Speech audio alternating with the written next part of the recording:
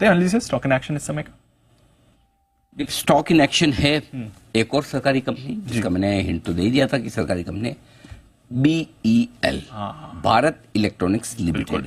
कल भी हमने स्टॉक ऑफ द डे के तौर पर आपको कल के 2000 में, कल दोपहर में इसी शो में मैंने दिया था आपको खरीदारी करने की राय दी थी। एक बार चेक कर लूं क्या प्राइस में, मेरे ख्याल 240 के आसपास था कल था थर्सडे, 237 रुपए पे हमने दिया था और हमने कहा था 234 आए तो और लीजिए और 231 का स्टॉप लॉस लगाइए।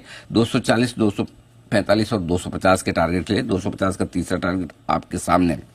अब आप सोचोगे ये क्या भाई, ये तो 250 का टारगेट आ गया, अब क्यों? ये स्टॉक HAL के मुकाबले में अभी भी 40% डिस्काउंट पर ट्रेड करता है।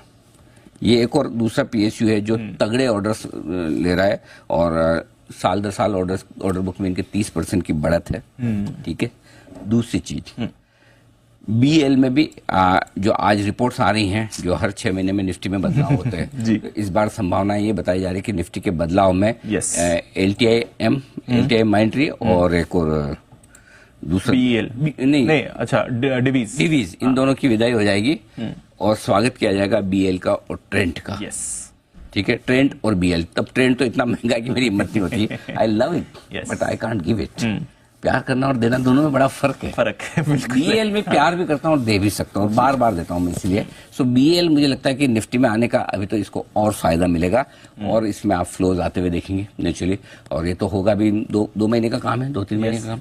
पोर्टफोलियो में रखेंगे एक स्टॉक, शांति से लेके बैठिए आराम से, कोई हड़बड़ी कोई जल्दबाजी नहीं। सो मेरा ये समझना है कि दीप ये 275 रुपए के टारगेट के लिए, जो पोजिशनली टारगेट है महीने 2 महीने के लिए, उसके लिए 275 का टारगेट लेकर चलें।